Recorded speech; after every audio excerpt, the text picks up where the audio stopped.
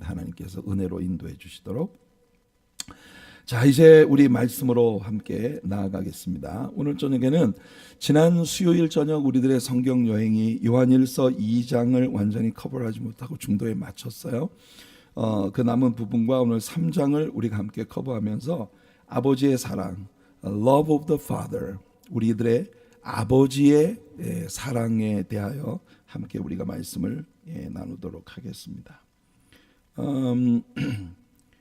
우리 성경을 여러분 요한일서 2장 우리가 지난 시간에 나누던 그 부분으로 여러분들 펼쳐주시기를 바라겠어요.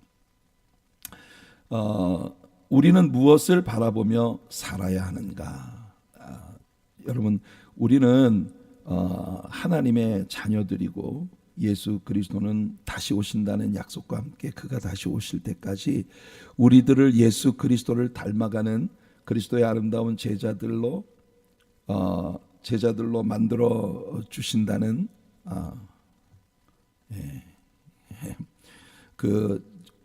그런 약속이 있었어요. 그죠?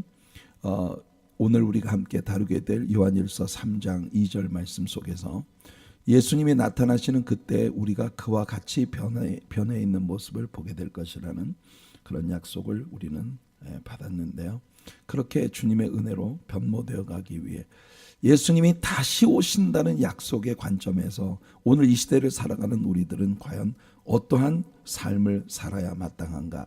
베드로도 그런 질문을 우리에게 던져주었었는데 요한도 우리들에게 그 질문을 던집니다. 우선 우리는요, 하나님을 닮아가는 삶을 위해 하나님 아버지, 성부, 하나님과 하나님의 아들, 성자 예수님이 하나 되심에 대한 이 부분을 우리가 이해를 해야 해요. 먼저.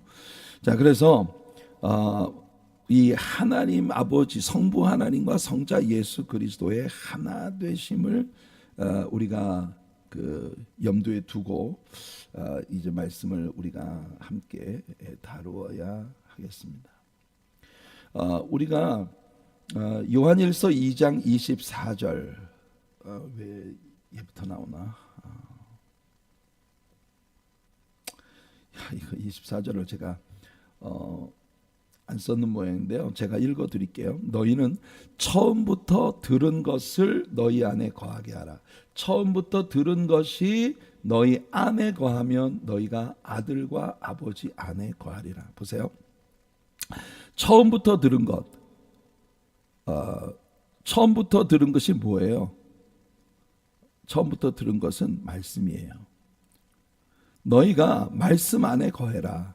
너희가 말씀 안에 거하면 그것이 곧 아들과 아버지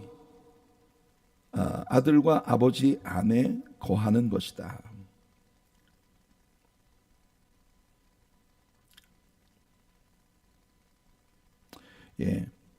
아들과 아버지 안에 거하는 것이다. 여러분, 제가 말씀을 가르치면서 여러분들에게 자주 이야기해요. 요한이 굉장히 좋아하는 단어가 abide 혹은 indwelling, 거한다라는 그런 단어라는 걸 제가 자주 얘기했어요. 지금 요한일서 오늘 지금 2장 24절에서도 너희는 처음부터 들은 것을 너희 안에 거하게 하라. 처음부터 하나님의 말씀이 너희 안에 거하게 해라. 처음부터 들은 것, 곧 하나님의 말씀이 복음이 너희 안에 거하면 너희가 아들과 아버지 안에 거하리라. 말씀이 우리 안에 거하면 아버지와 아들이 또한 우리 안에 거하신다. 여기서 요한은 우리들에게 아버지와 아들이 신비한 방식으로 하나가 되신다는 것을 우리들에게 얘기해 주고 있어요. 아마도 우리 편에서 하나님과 성부 하나님과 성자 예수님이 이렇게 완벽하게 하나가 된다는 사실을 이해하는 것, 완전히 이해하는 것은 우리들에게 어려울 거예요. 아마 우리가 천국 가서 하나님 앞에 설 때까지 우리가 이런 성부 하나님과 성자 예수 그리스도의 미스테리한 그런 그 하나됨을 우리가 완전히 이해하기는 어려울 거예요. 자, 여기 보니까 디모데전서 3장 16절 말씀에 크도다 경건의 비밀이요. 이 비밀이 시크릿이 아니고 미스테리예요. 미스테리, 신비예요. 참 놀랍다, 어메이징 하지 않냐?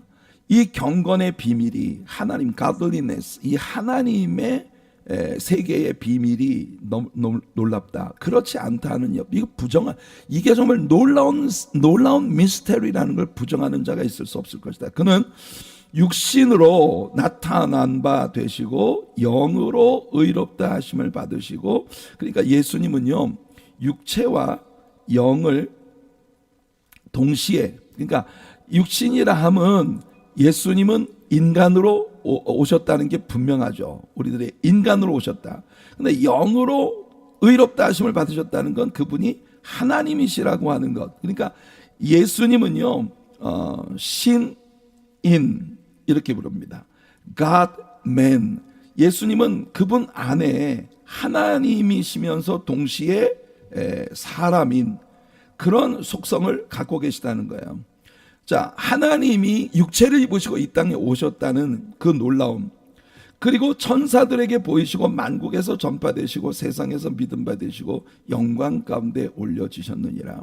예수 그리스도의 삶 자체가 하나님께서 육체를 입으시고 우리 가운데 오셔서 인카네이트 하셨다고 하는 이 놀라운 사실, 그것이 이 성경이 우리들에게 처음부터 선포하고 있는 이 놀라운 역사예요.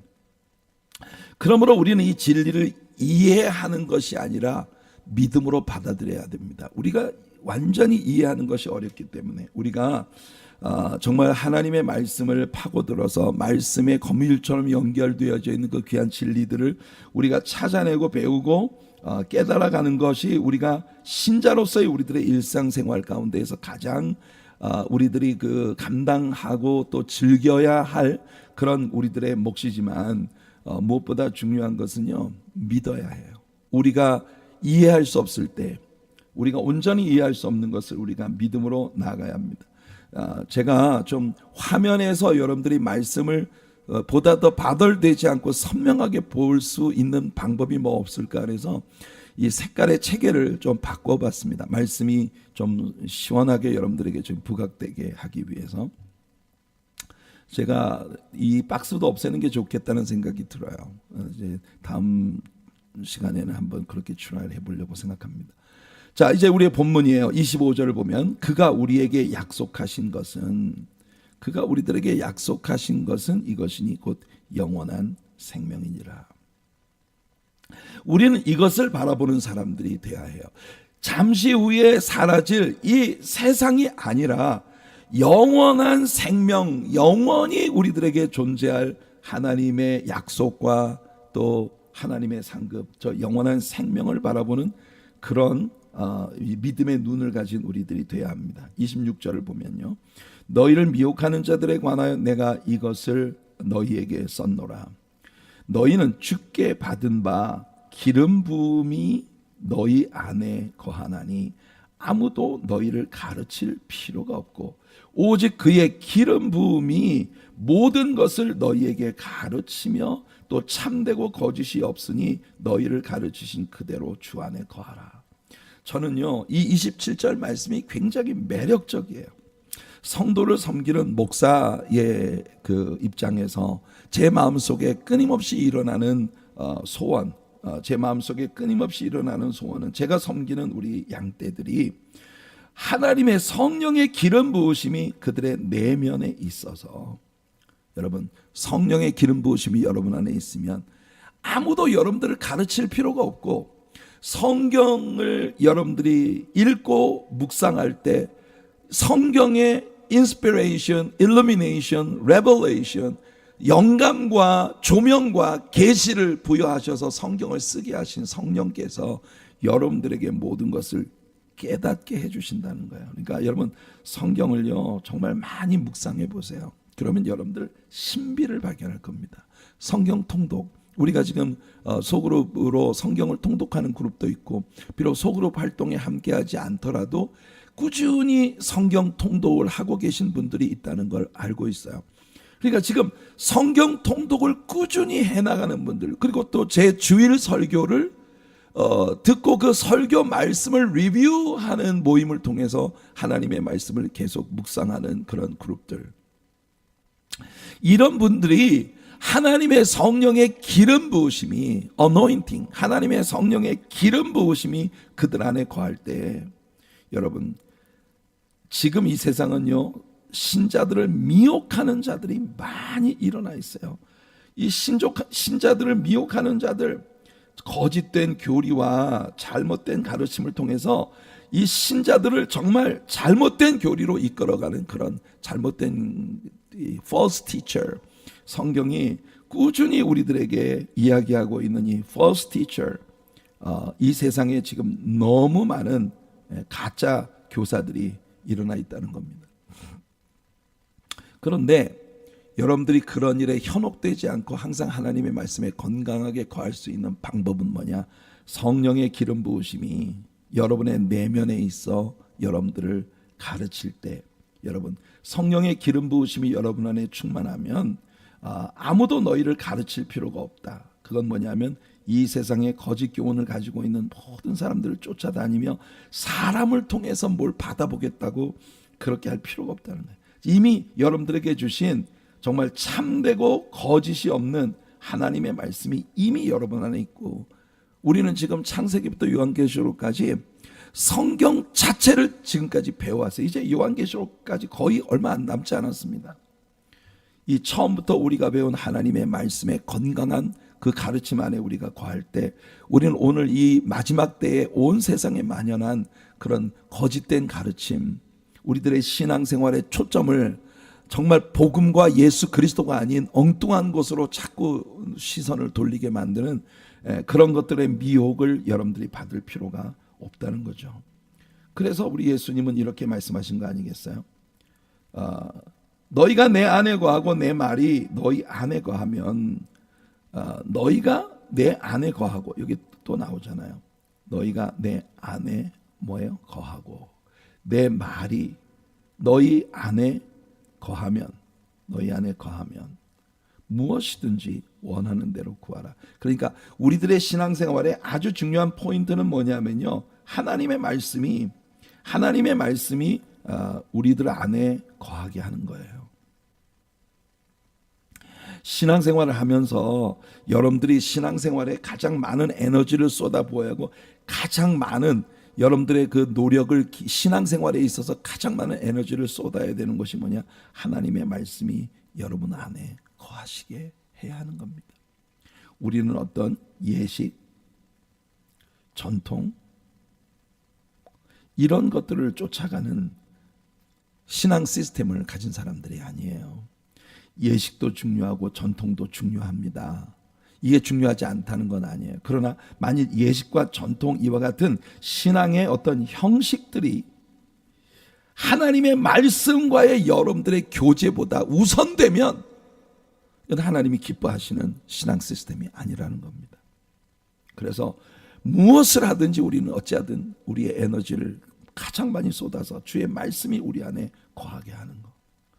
자, 제가 이렇게 이야기하면 성령의 기름 부으심이 있으면 누구도 여러분을 가르칠 필요가 없다, 그러면 여러분들은 저에게 물으시겠죠. 그럼 목사님은 뭐 하시는 거예요?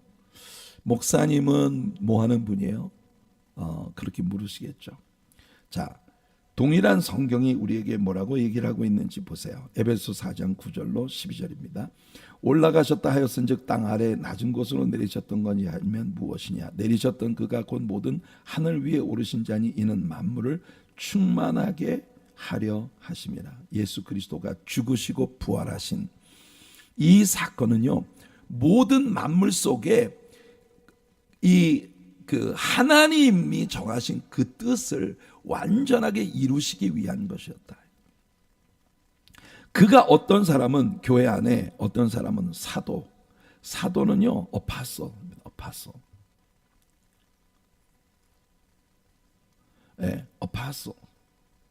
이 사도들을 주신 것은, 이 사도라고 하는 것은요, 주님께로부터 직접 부르심을 받고 보냄을 받았다는 뜻이에요. 아포스톨로스라고 하는 헬라에서부터 온 말로 여러분 보냄을 받았다.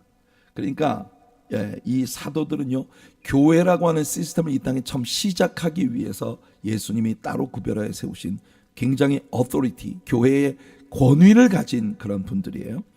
자, 그런 분들이 있는가 하면 어떤 사람은 선지자로, 선지자는 뭡니까? prophet, 예언자예요.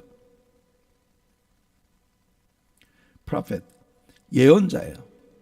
이 사람들은 앞으로 되어질 일을 예견하거나 또는 하나님께서 입에 넣어주신 말씀을 전하는 이와 같은 일을 하는 사람들입니다.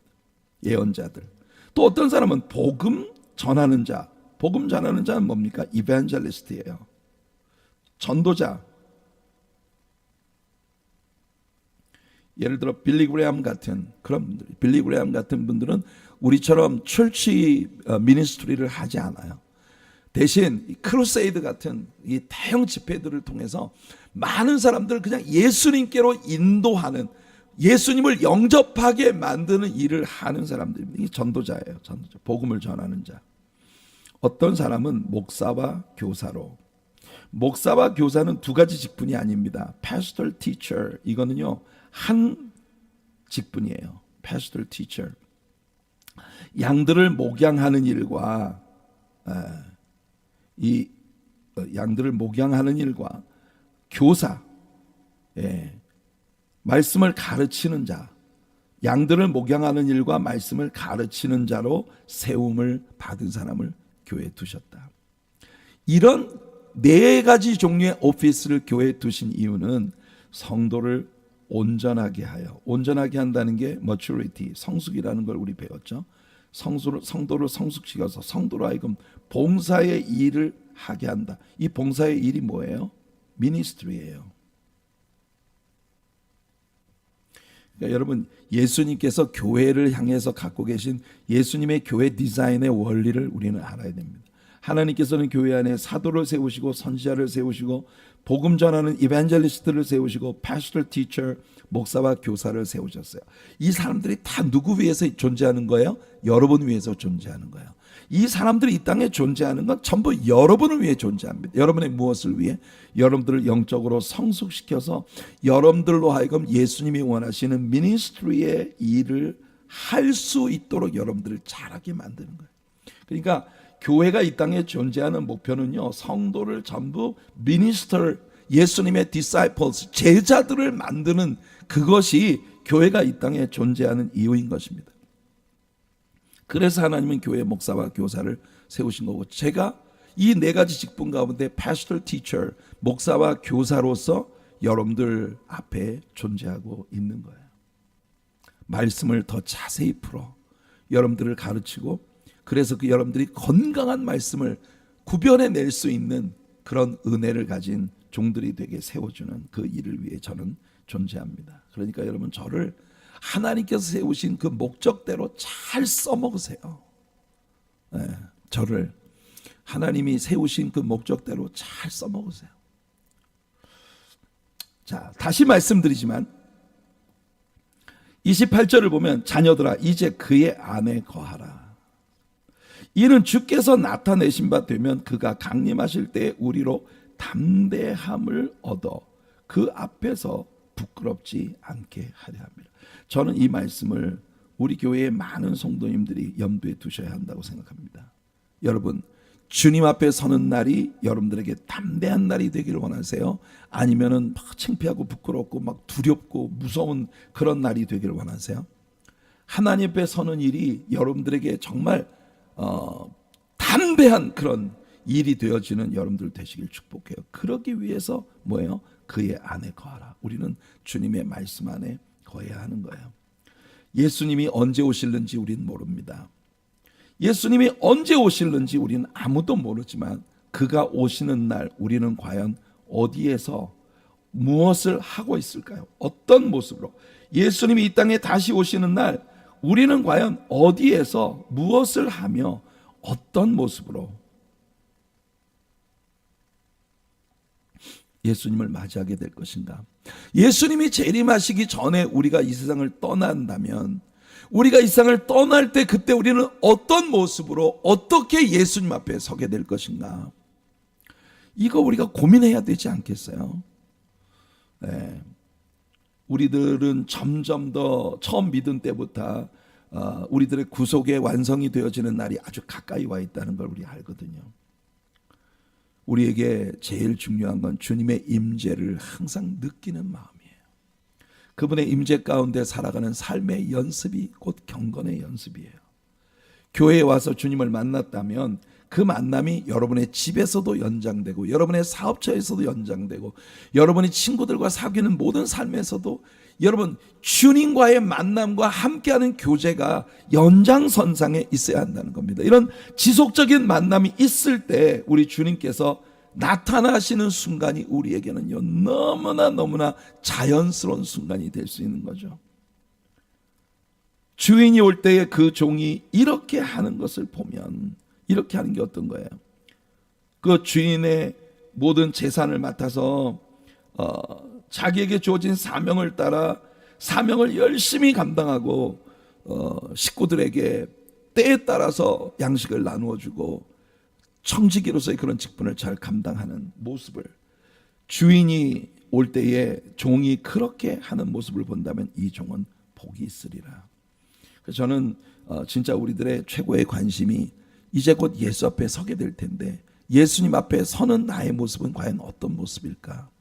여기에 우리는 최고의 관심을 기울여야 한다고 생각합니다. 지금까지 우리가 성경에 배운 게 그거 아니에요. 이 땅은 타이타닉호처럼 결국 없어집니다. 땅의 모든 원소들이 모든 엘레멘트들이 다 해체돼요. 그런 세상을 눈앞에 두고 있기 때문에 우리는 이 세상을 살아가면서 무엇보다 우리들의 마음속에 깊은 관심을 가져야 하는 건 곧 내가 주님 앞에 서게 되는 날, 그날이 나에게 어떤 날이 될 것인가. 그래서 너희가 그가 의로우신 줄을 알면 의를 행하는 자마다 그에게서 난 줄을 알리라. 자, 여기서 있잖아요. 안다는 단어가 두 개가 나옵니다.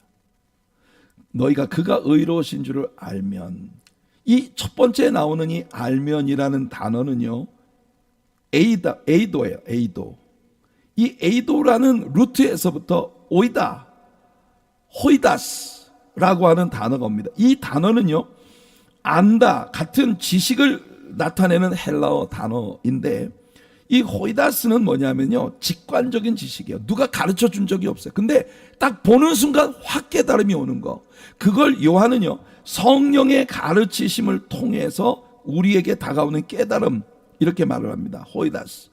그런데 성경에서 이 호이다스라는 단어가 주로 사용된 곳은 어디냐면 하나님의 지식이에요. 하나님은 누구에게서 배우거나 경험이나 가르침을 통해서 체득한 지식이 아니에요. 하나님은 태초부터 모든 걸 알고 계신 하나님.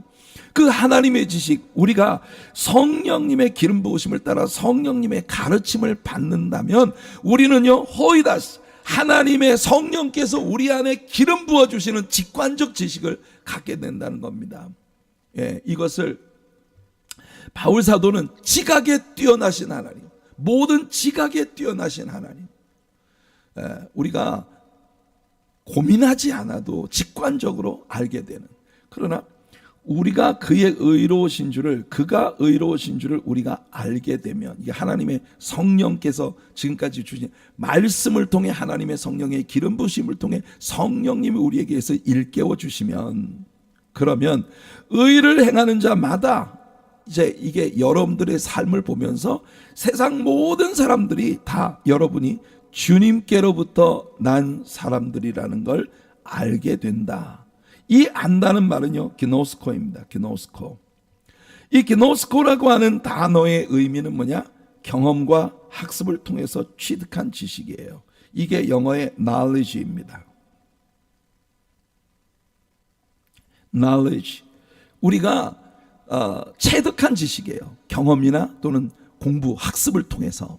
그러니까 여러분들이 학교에 가서 공부, 선생님한테 배우고 그걸 통해서 체득한 지식은 knowledge예요. 그러나 하나님의 성령께서 여러분들에게 주신 지식은요 직관적인, 하나님의 성령께서 깨닫게 하심으로 여러분들에게 주시는. 저는 제가 고등학교 학생 때 성령을 받고 이제 그 고등부 지도교사를 맡게 됐어요. 고등학생 때. 그래서 정말 제가 섬기던 교회 목사님이 대단한 분이죠.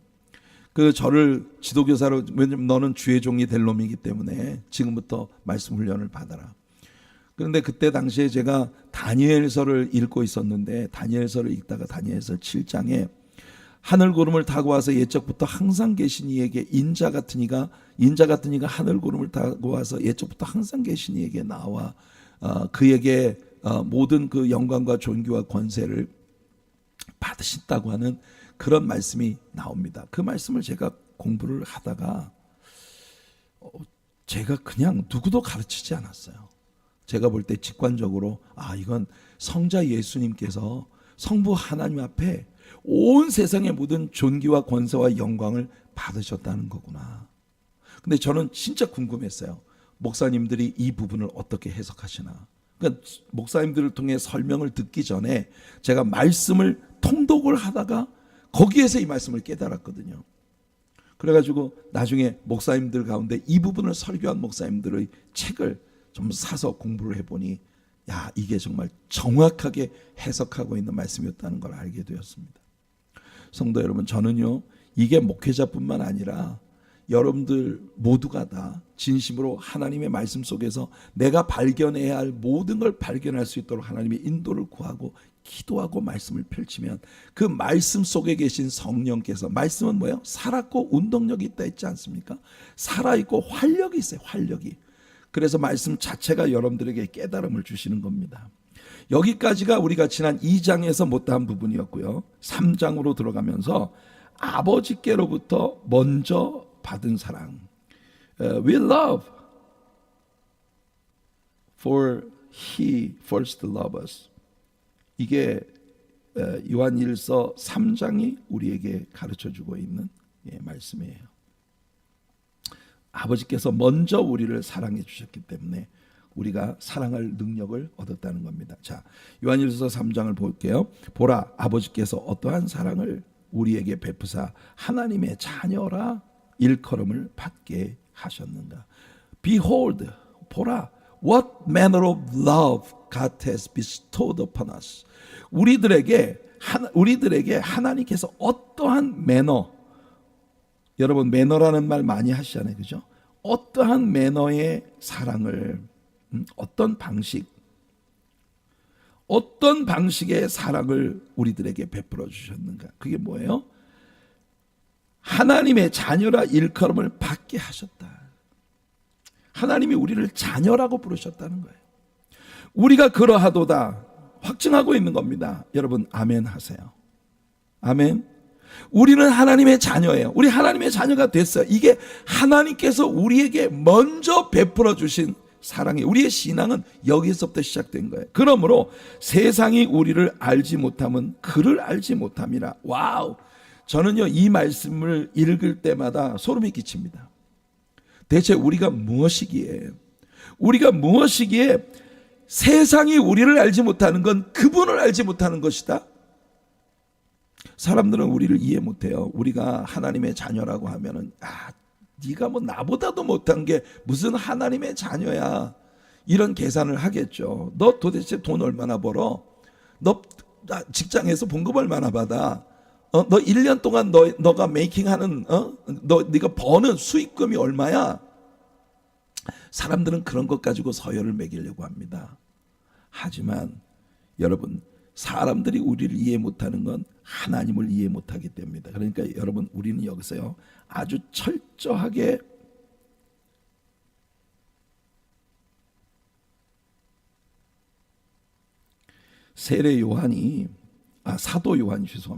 사도 요한이 하나님과 하나님의 자녀들을, 하나님과 자녀들을요 완전 동일시하고 있다는 겁니다. identified, 완전 identification, 이게 동일시예요. 우리를 모르는 건 하나님을 모르는 거다. 와, 얼마나 멋집니까 여러분. 이런 거 들을 때 소름 쫙 끼치지 않아요? 우리는 그런 자존감을 가지고 살아야 돼요. 여러분들을 모르면 하나님을 모르는 거다. 대체 이게 어떤 원리에서 나올 수 있는 말인가 보세요. 사랑하는 자들아, 우리가 지금은 하나님의 자녀라. 우리 하나님의 자녀가 됐어요. 이게 우리들의 신분입니다. 우리들의 아이덴티티, 우리들의 신분이에요. 우리는 지금 하나님의 자녀예요. 장래에 어떻게 될지는 아직 나타나지 않았어요. 그러니까 우리가 천국에 들어갔을 때 어떤 모습일지, 예수님 재림하시는 날 주님 앞에 설 때 우리가 어떤 모습일지, 이런 것들은 아직 나타나지 않았으니까 세상 사람들이 그런 모습을 모르는 건 너무 당연한 일이다. 하지만 그가 나타나시는 날, 예수님이 재림하시는 그날, 우리가 그와 같을 줄을 아는 것은, 보세요, 우리들이 재림하실 예수님과 동일한 그런 모습으로 변모되어 있을 것이라는 겁니다. 그의 참모습 그대로를 바로 내 속에서 발견할 수 있다는 거예요. 여러분, 기독교 신앙의 원리는 사람들이 누가 보더라도 우리가 하나님의 자녀다라고 이야기하면 사람들이 다 하품 난다. 진짜 네가 하나님의 자녀면 뭐 개들도 하나님의 자녀라고 하겠다. 뭐 이럴지 모르지만, 그러나 여러분, 우리가 하나님의 자녀라고 하는 것을 모르는 건요, 성경을 하나님을 모른다는 뜻이에요. 하나님은 그 아들 예수 그리스도를 우리를 위해 내어 주심으로써, 그 아들 예수 그리스도를 우리를 위해 내어 주심으로써 우리를 향한 하나님의 사랑을 입증하셨다는 겁니다. 그래서 우리가 하나님의 자녀라 부름을 받게 되었다는 거예요. 하나님의 자녀라 부름을 받게 되었다. 그래서 요한은 세상이 우리를 알지 못하는 건 하나님이 이 일을 하신 걸 모르기 때문이다, 그렇게 말을 하고 있는 겁니다. 철저히 요한은 하나님과 우리를 동일시하고 있어요. 고린도전서 2장 14절에서 바울의 말을 봅시다. 육에 속한 사람은, 바울은 말합니다. 육에 속한 사람은 뭐예요? 하나님의 성령의 일들을 받지 아니하나니 이는 그것들이 그에게는 어리석게 보임이요. 그러니까 우리가 하나님에 속한 일들을, 하나님에 관한 일들을 이야기하면 이 육에 속한 사람들은 다 웃기는 소리 하지 마, 뭐 동화 같은 얘기하고 있어 할지 모르지만, 그들에겐 어리석게 보이고 또 그것들을 알 수도 없나니 그러한 일은 오직 영적으로라야 분별되기 때문이라. 이 사람들은요, 영이 죽고 오직 육만 살아있는 사람들이기 때문에 육에 속한 사람은 우리가 어떻게 크리스천이 되고 어떻게 하나님의 자녀가 되어 어떻게 예수 그리스도를 닮아가는 그 장래의 예수님과 같은 모습으로 변모되어 있는 우리 자신을 보게 된다는 이 놀라운 미스테리, 이 놀라운 미스테리를 육에 속한 자들은 이해할 수가 없어요. 왜냐하면 이게 영에 속한 일이기 때문에. 우리의 장래에 관한 것들은 그다지 많이 알려져 있지 않아요. 지금 우리 눈앞에 우리 자신에게서 보이지도 않아요. 앞으로 어떻게 될지 지금 현재 우리의 삶에서 전혀 보이지 않아요. 그러니까 사람들은 모르죠. 바울은요, 자신이 올라가서 본 천국에 대해서 감히 이 어줍지 않은 인간의 언어로 그걸 묘사하는 건요, 하나님의 천국의 아름다움을 상쇄시킬 수 있는 죄가 될 거라는 그런 강박관념을 갖고 있어요. 그 정도로 우리가 앞으로 하늘나라에 갔을 때, 예수님 앞에 섰을 때 우리가 보게 될, 우리 변모되어져 있는 우리 자신의 그런 모든 모습은요, 말로 그걸 묘사한다는 것 자체가 그 천국의 소중함을 상쇄시키는 죄가 된다고 여길 만큼, 그렇게 우리가 지금 이 세상에서는 절대 볼 수 없는 그런 것들일 거란 말이죠. 그래서 다윗도 시편 17편에서 다윗은 말했습니다. 나는 의로운 중에 주의 얼굴을 배우리니 깰 때에, 이게 뭐예요? 이 땅에서 죽고 이 땅에서 잠들고 천국에서 깨어났을 때, 내가 천국에 갔을 때 주의 형상으로 만족하리이다. 왜냐? 나는 예수 그리스도로 말미암아 의롭다 하심을 받은 사람이기 때문에 의로운 중에 주님의 얼굴을 뵙게 될 것이고, 내가 이 땅에서 잠들고 하늘에서 깨어났을 때 주님의 형상으로, 왜 이게 뭐냐? 내 안에 깃들여 있는 주님의 형상으로 인해서 진정한 만족을 얻게 될 것이다. 이게 천국에 관한 스토리입니다. 그래서 저는 사실 천국의 물리적인 아름다움과 부요함에 대해서는 별로 관심이 없어요.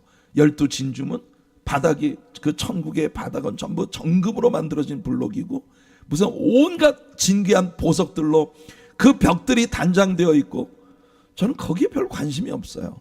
왜냐하면 주님의 임재가 그곳에 있다면 여러분 세상 지금 우리가 살아가는 것 같은 그런 모습을 가진 곳이라 하더라도 저는요 it's okay. 왜냐하면 내가 주님의 모습으로 변모되고 거기에서 주님을 만나 주님과 함께 영원히 거할 수 있다면 지금 우리가 이 세상에서 마주치는 이 엄청난 모든 일들이 다시는 간 곳 없이 사라져버리고 오직 주님 앞에서 변모되어진 내가 주님 앞에 서게 된다면 여러분 그 땅이 정금으로 된 블록이 아니어도 it's okay. 네. 우리가 살아갈 집이 막 진주로 된 문이고 뭐 이런 거 아니어도 상관없어요. 예수님이 거기 계시니까. 다윗은요, 내가 이 세상에서 잠들고 천국에서 깨어났을 때 주님의 형상으로 변모되어 있는 나를 보게 되리라고. 어떻게 구약 성경의 한복판에 있는 사람이 이런 고백을 할 수 있을까요? 그러기 때문에 다윗은요, 시편 가운데서 예수 그리스도에 대한 너무나 적확한 예언들을 수도 없이 시로 써낼 수 있었던 하나님의 인스피레이션, 영감이 있었던 말씀의 저자인 거예요. 그래서 바울 사도는요, 여기에 한 걸음 더 나갑니다. 우리가 다 수건을 벗은 얼굴로, 지금은요 우리가, 여러분 왜 얼굴에 베일을 쓰잖아요. 베일을 쓰고 밖을 보면 얼마나 답답해요. 모든 게 희미하게 보이잖아요. 근데 그 베일을 벗은 얼굴로 거울을 보는 것처럼 주의 영광을 볼 때에 그와 같은 형상으로 변화하여 영광에서 영광에 이르니 곧 주의 영으로 말미암음이니라. 와, 지금 주님은요 우리 눈에 절대 볼 수 없고 이해할 수 없는 작품을 만드시는 중이에요. 에베소서에서 바울이 말했잖아요. We are His workmanship. 우리는 His masterpiece. 우리 하나님의 걸작품이에요. 여러분 마이클앤젤로가 길을 지나가다가 땅에 푹 박혀 있는 돌 하나를 탁 봅니다. 그 돌 하나를 탁 보며 이 미켈란젤로는 생각해요. 와우, 큰 작품이 되겠는데. 근데 우리 같은 범인이, 평범한 사람들이 그 돌을 보면 이게 뭐야? 막 흙 잔뜩 묻어가지고 막 이거 못생겼어. 돌도 진짜. 그런데 미켈란젤로의 눈에는요, 이 돌이 자기 작업실에 옮겨져서 자신이 디자인한 그런 모습으로 변모되어 갈 때 나타나게 될 저 위대한 걸작품을 볼 수 있는 눈이 있는 거예요. 바로 이게 우리 하나님, 창조주 하나님의 눈입니다. 세상 사람들은 우리들을 보고 다 별 보잘것없다고 말할지 몰라도, 무의미한 돌처럼 우리를 바라볼지 몰라도, 여러분 하나님의 눈동자 앞에서 우리는요 위대한 하나님의 역사 안에서 하나님의 작품이 될 인물들이에요. 완전히 다른 차원의 삶에 대한 기대와 열정을 갖는 삶을 향해 우리는 나아가게 됩니다. 이게 이제 요한이 우리들에게 일깨워주는 그런 말이죠. 우리가 완전히 다른 차원의 삶에 대한 기대와 열정을 가지는 것. 크리스천으로 여러분들이 세상을 살아갈 때 여러분들의 마음속에 지금까지 여러분들이 맛본 적이 없는 새로운 삶에 대한 열정과 소망을 품게 되는 여러분들 되시기 바라요. 이거 오늘 우리가 지금 배우고 있는 이 말씀이 있잖아요. 진짜 보석 덩어리입니다. 사실 깨닫고 보면요 보석 덩어리예요. 캐내도 끝없이 나오는 보석 덩어리예요. 주를 향하여 이 소망을 가진 자마다, 여러분 중요한 건요, 오늘 우리들이 주 앞에서 완전하지 못하지만 주님을 향해 이 소망을 우리가 갖는다면, 중요한 건 우리가 이 소망을 가진다면 그의 깨끗하심과 같이 자기를 깨끗하게 하느니라. 죄를 짓는 자마다 불법을 행하나니 죄는 불법이라. 그가 우리 죄를 없애려고 나타나신 것을 너희가 아나니 그에게는 죄가 없느니라. 자, 요한은요 여기서 이제 우리들에게 우리가 진짜 예수 그리스도를 닮아가는 사람이 될 소망을 갖고 있다면 그의 깨끗하심과 같이 우리도 자기를 깨끗하게 하는 사람이 돼야 한다. 죄를 짓는 자마다 불법을 행하는데 죄는 불법이다. 그가 우리 죄를 없애려고 나타나신 것을 너희가 아나니 그에게는 죄가 없느니라. 자, 좀 더 읽어볼게요. 그 안에 거하는 자마다 범죄하지 아니하나니 범죄하는 자마다 그를 보지도 못하였고 그를 알지도 못하였느니라. 그런데 우리가 범죄하잖아요. 아직도 우리들에게 죄성이 남아있잖아요. 요한이 계속 말합니다. 자녀들아, 아무도 너희를 미혹하지 못하게 하라. 의를 행하는 자는 그의 의로우심과 같이 의롭고. 여러분, 우리에게 나타나게 될 의는 우리가 도덕적 수행이나 율법적인 그런 어떤 계율을 따르는 노력이나 이런 것을 통해서 성취하는 그 의 가지고는요 아무도 하나님 앞에 못 갑니다. 예수님 뭐라고 하셨어요? 너희가 바리새인들보다 더 의롭게 돼도 그 의를 가지고는 하나님께로 갈 수 없다. 이게 예수님 가르침이에요. 우리가 하나님 앞에 인정될 수 있는 의로움은 뭐냐? 그의 의로우심과 같이, 그의 의로우심과 같이 되는 거예요. 죄를 짓는 자는 마귀에게 속하나니 마귀는 처음부터 범죄함이라. 하나님의 아들이 나타나신 것은 마귀의 일을 멸하려 하심이라. 하나님께로부터 난 자마다 죄를 짓지 아니하나니 이는 하나님의 씨가 그의 속에 거함이요 그도 범죄하지 못하는 것은 하나님께로부터 났음이라. 여러분, 이게 우리가 죄성을 가진 죄인의 삶으로부터 우리 하나님께 인정되는 완전한 의를 가진 사람으로 변모되어 가는 원리를 우리들에게 지금 보여주는 거예요. 죄를 짓는 자마다 마귀에게 속했다. 그래요, 우리는 예전에 다 마귀에게 속했던 자들입니다. 마귀는요 처음부터 범죄하는 자고 거짓의 아비예요. 하나님의 아들이 나타나신 것은 마귀의 일을 멸하려. 우리가 마귀에게 속하여 마귀에게 미혹되어서 늘 죄 가운데 살았지만 하나님의 아들 예수님이 나타나셔서 그 마귀를 멸하셨다는 겁니다. 하나님께로부터 난 자마다 죄를 짓지 아니하나니 이는 하나님의 씨가 그의 속에 거하며. 여러분, 우리가 예수를 믿는다는 건 하나님의 씨가 우리 안에 거한다는 거예요. 이건요 그리스도가 우리 안에 거하는 것이고 그리스도의 말씀이 우리 안에 거하셔서 우리가 하나님께로부터 새롭게 태어난 born again, 하나님께로부터 새롭게 태어난 존재가 되었다는 뜻이에요.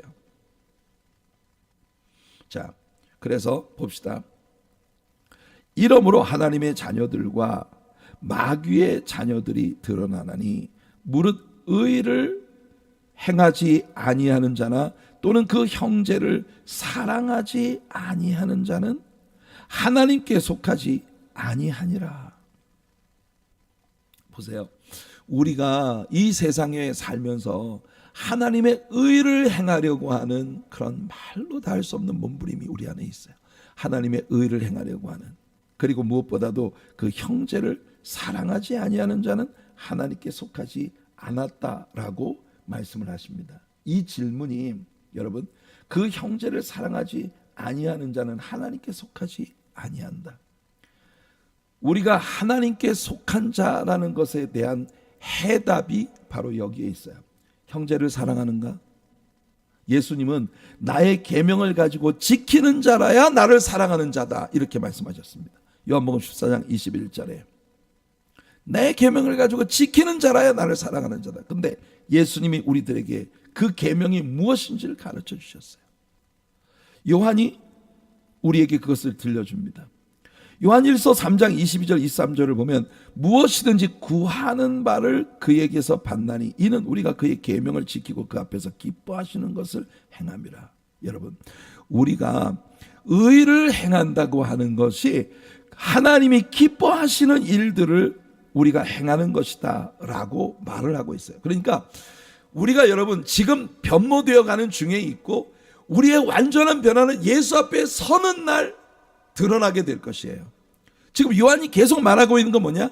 그런데 우리가 지금 하나님의 자녀라고 한다면 우리는요 하나님이 기뻐하시는 일을 우리의 삶 안에서 계속 행하는 거예요. 그러니까 완전 무죄한 상태에 우리가 지금 들어가는 것이 아니란 말이죠. 만일 그렇게 된다면 우리는요 다 실패자입니다. 하나님이 기뻐하시는 일들을 하는 거예요. 그러니까 하나님 기뻐하시는 일이 뭐예요? 그의 계명은 이것이니, 예수님 말씀하세요. 너희가 나를 사랑한다면 내 계명을 지킬 것이다. 예수님이 주신 새 계명이 뭡니까? 그 아들 예수 그리스도의 이름을 믿고 그가 우리에게 주신 계명대로 서로 사랑할 것이니라. 그러니까 성경은 우리들에게 이 원리를 아주 분명하게 얘기해 줍니다. 첫째, 우리가 정말 하나님 앞에서 의롭다함을 받는 사람은 누구냐? 예수 그리스도를 믿는 자입니다. 그리고 하나님께서 우리에게 주신 계명대로 누구를 미워하지 말고 원수 맺지 말고 서로 사랑으로 나아가는 거예요. 사랑하는 거. 그러니까 요한은요, 자기가 우리에게 던진 아주 명백한 이 질문, 우리가 정말 하나님의 자녀라고 하는데 어떻게 우리에게 이렇게 죄가 나타날 수가 있느냐, 정말 이 복잡하고 까다롭고 그리고 너무나 우리를 난처하고 힘들게 만드는 이 질문에 대한 명쾌한 해답을 요한은 우리에게 들려준 겁니다. 그게 뭐냐? 예수 그리스도를 믿는 거예요. 여러분, 우리는 의롭지 못합니다. 그래서 예수를 믿어야 하는 거예요. 만일 우리가 의로워질 가능성이 있다면 성경은 우리에게 끊임없이 의로워질 가능성에 몰두하도록 요구할 거예요. 그러나 성경이 우리들에게 가르쳐주는 모든 원리는 우리가 의롭다 하심을 받는 건요, 예수 그리스도를 믿는 거예요. 여러분 기억하십니까?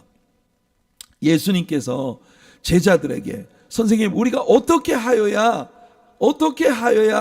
하나님을 믿을 수 있을까요? 그때 예수님께서 말씀하셨어요. 하나님의 일을 할 수 있을까요? 그랬어요. 그러니까 제자들은요, 자기들이 하나님의 위대한 일을 하고 싶은 거예요.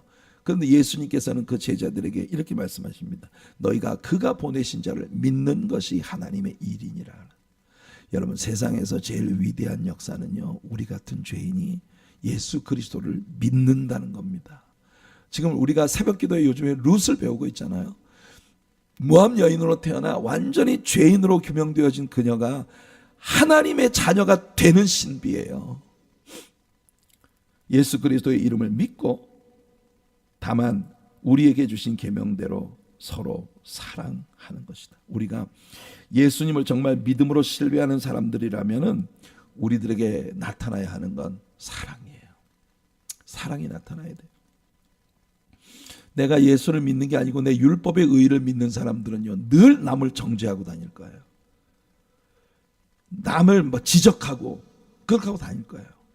그러나 내가 정말 주님을 믿어야만 가능성이 있다는 걸 아는 사람이라면 우리는 누구도 판단하거나 정죄하지 않고 오직 모든 사람들을 사랑하는, 예수께서 이르시되 내 마음을 다하고 목숨을 다하고 뜻을 다하여 주 너의 하나님을 사랑하라 하셨으니 이것이 크고 첫째 되는 계명이요 둘째도 그와 같으니 내 이웃을 내 자신같이 사랑하라 하셨으니, 이 두 계명이 온 율법과 선지자의 강령이니라.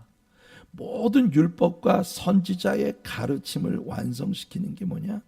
하나님을 믿고 이웃을 사랑하는 것. 이것이 성경이 일관되게 우리에게 가르쳐주고 있는 하나님을 믿는 자녀의 삶이라는 겁니다. 그래서 요한은 결론 짓습니다. 우리는 서로 사랑할지니 이는 너희가 처음부터 들은 소식이라. 보세요.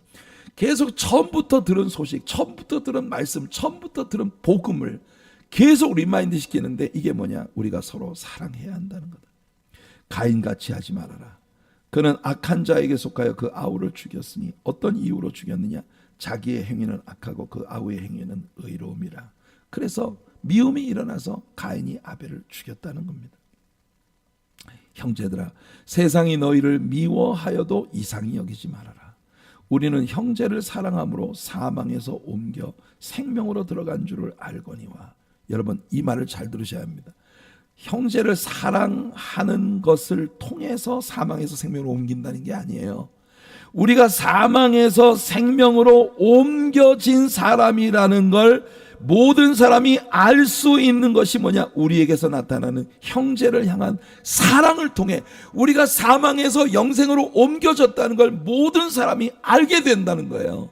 그래서 요한이 말합니다. 사랑하지 아니하는 자는 사망에 머물러 있느니라.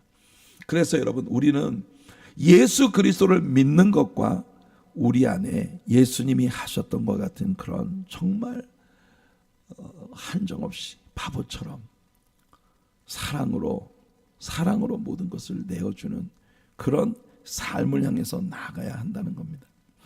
이게 우리가 계속 프랙티스를 해야 되는 일이에요. 다시 말씀드리지만 사랑을 안 했기 때문에 나는 지옥 간다? 그 뜻이 아니에요. 사랑을 완성시켜서 나는 천국 갔다? No. 그것 가지고 안 됩니다. 그런데 우리가 천국 백성이라고 하는 걸 증명할 수 있기 위해 우리는요, 사랑을 계속 프랙티스 해야 돼요. 사랑 안 되는 일이 정말 많습니다. 우리 곁에 있는 어떤 사람은요, 진짜 미운 털이 벗겨가지고 아주 말하는 것마다 짜증나고 행동하는 것마다 아주 배기 싫어. 그런데도 주님은 우리들에게, 여러분, 예수님 한편에 달렸던 강도가 대체 뭔 착한 짓을 했다고 예수님이 천국 가는 거기 묻어간단 말이에요. 이게 주님의 사랑인 거예요. 가룟 유다를 우리 예수님이 끝까지 사랑하셨습니다. 이 주님의 사랑이 우리가 잘 안 돼요. 사랑이 쉽지 않아요. 사랑하는 일은 정말 쉽지 않아요. 사랑을 하기 위해서는 굉장히 많은 걸 희생해야 되고 많은 것을 내가 정말 바보가 되는 것처럼 그렇게 내려놓아야만 합니다. 그래야 우리는 사랑을 할 수 있어요. 예수님이 그런 사랑을 하셨고 우리가 그 사랑을 배우도록 주님은 우리에게 말씀하고 계십니다. 그 형제를 미워하는 자마다 살인하는 자니, 가인이 형제를 미워했을 때 그가 살인자가 된 것처럼 우리가 여러분 형제를 계속 미워하면 나에게 미움을 받는 그 형제는요, 영원한 생명을 잃을 수도 있어요. 살인하는 자마다 영생이 그 속에 거하지 않은 것을 너희가 아는 바라. 그러니까 여러분, 우리는 이것도 여러분, 살인자는, 그러면 이 말씀에서 살인자는 절대 구원받지 못한다. 그래서 어떤 사람은 심지어 그런 얘기를 해요. 자살을 하는 케이스는 자기 자신을 살인한 거기 때문에 살인죄는 용서받지 못한다고 했지 않냐. 근데 예수님 우편에 달렸던 강도가 살인자였는데, 이 말은요, 살인했기 때문에 구원을 받는다 못 받는다의 문제가 아니에요. 우리가 형제를 미워하는 일이 살인과 동일한 영향력을 가진 무서운 일이라는 걸 우리가 인지하도록 우리를 가르쳐주고 있는 겁니다. 형제를 사랑하는 건 우리가 죽을 때까지 감당해야 할 예수님의 과제예요. 13절에서 요한이 말했듯이 이 세상은 우리를 미워할 겁니다. 예수님도 그렇게 말씀하셨어요. 야, 세상이 나를 이렇게 미워해, 너희들의 주와 선생인 나를 미워했는데 너희들을 사랑할 것 같아? 예수님은 세상이 너희를 미워할 것을 기대하라 하셨어요. 요한은 우리가 하나님의 자녀이고 사망에서 생명으로 옮겼다는 것을 증명하는 것이 우리에게서 자연스럽게 나타나는 예수 그리스도를 닮아가는 사랑이다. 그래서 여러분, 우리 항상 기도합시다. 우리 안에서 사랑이 나타나게 해달라고. 요한일서 3장 16절이에요. 그가 우리를 위하여 목숨을 버리셨으니 우리가 이로써 사랑을 알고 우리도 형제들을 위하여 목숨을 버리는 것이 마땅하니라. 히브리서 기자는 우리가 죄와 더불어 싸우되 피 흘리기까지는 싸우지 않는다. 우리가 사랑하지 않는 건 죄라고 했잖아요. 그죠? 누군가를 사랑하기 위해 피 흘리기까지 아픔을 감수할 수 있는 마음이 우리 안에서 나타나기를 바라요. 많은 프랙티스와 또 성령의 부어주시는 능력과 은혜로서 우리들에게 이런 변화가 일어나게 되기를 바랍니다. 우리가 이로써 사랑을 알고 우리에 대한 사랑을, 우리에게 사랑을 가르치는 교사는 예수님의 십자가다. 이것이 요한이 이제 우리에게 들려주고자 하는 말입니다. 사람이 친구를 위해 자기 목숨을 버리면 이보다 더 큰 사랑이 없나니, 예수님께서 직접 제자들에게 가르치신 말씀입니다. 친구를 위해 목숨을 버리면 이보다 더 큰 사랑이 없다. 근데 친구는 사랑할 수 있어요. 그런데 내 친구가 아닌 사람들, 옆에 있으면서 끊임없이 나를 바돌하는 사람들, 그런 사람들을 사랑하는 게 우리에게 주어진 과제예요. 누군가를 향한 미움이 마음속에 끊임없이 일어나면요, 나의 미움의 대상이 되는 저 사람은 아무것도 몰라. 근데 내 마음이 무너지는 거예요. 얼마나 손해입니까? 애시드만 자꾸 나오고 산성이 되는 거예요. 자, 그래서 누가 이 세상의 재물을 가지고 형제의 궁핍함을 보고도 좀 다른 문제를 이야기하죠. 도와줄 마음을 닫으면 하나님의 사랑이 어찌 그 속에 거하겠느냐.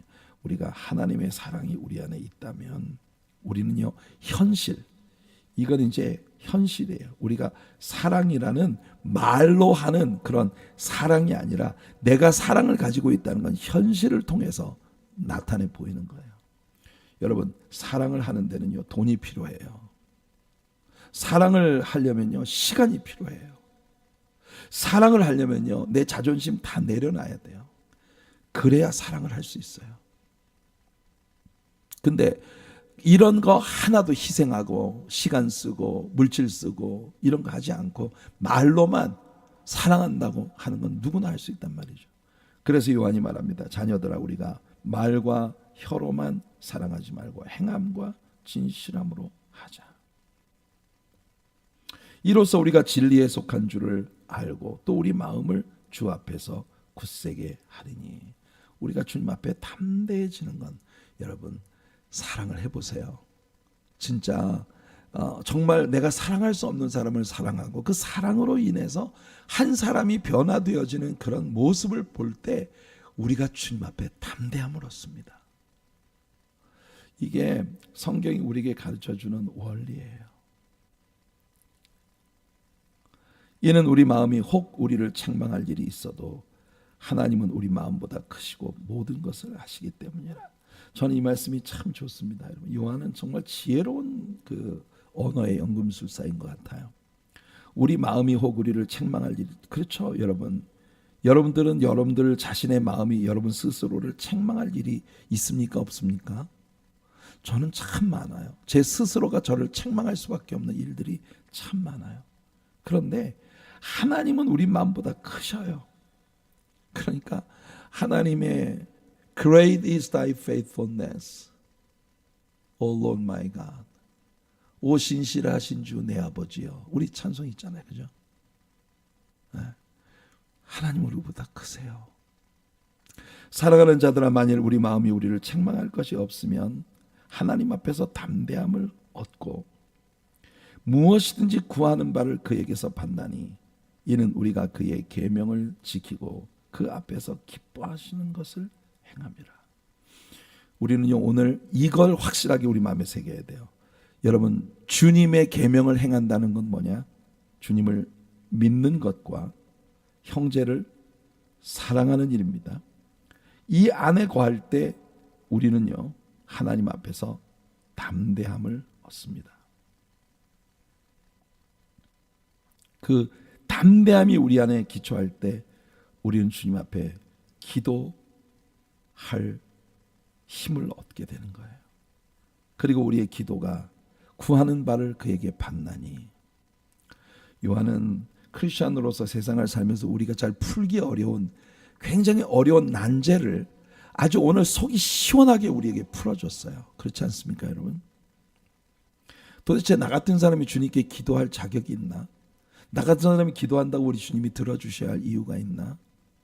그 이유가 명백하다는 걸 요한은 우리에게 가르쳐 주는 겁니다. 그의 계명은 이것이니 곧 그 아들 예수 그리스도의 이름을 믿고 그가 우리에게 주신 계명대로 서로 사랑할 것이니라.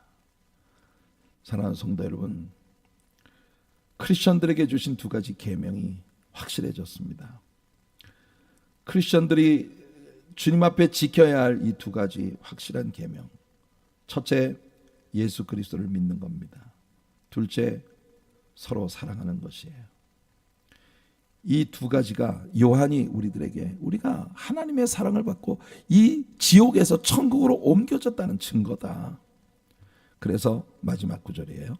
그의 계명을 지키는 자는 주 안에 거하고 주는 그의 안에 거하시고. 여러분, 또 나와요. 여기에 거한다. indwelling, abide. 그의 계명을 지키는 자는 주 안에 거하고 주는 그의 안에 거하시나니 우리에게 주신 성령으로 말미암아 그가 우리 안에 거하시는 줄을 우리가 아느니라. 할렐루야. 여러분, 주의 성령께서 여러분의 안에 거하신다는 걸 아십니까? 네, 주의 성령이 여러분 안에 거하시고 계세요.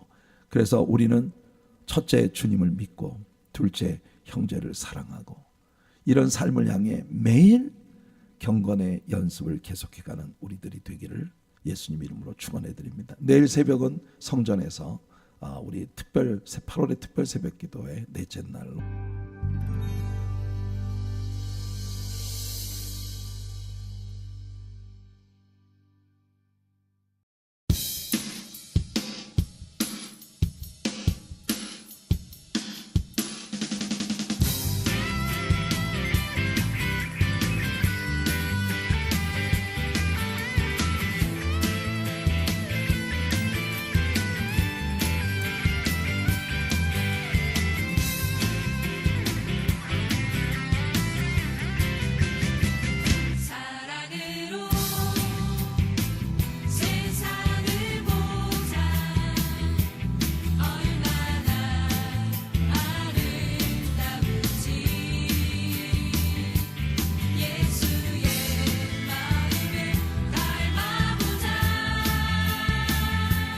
영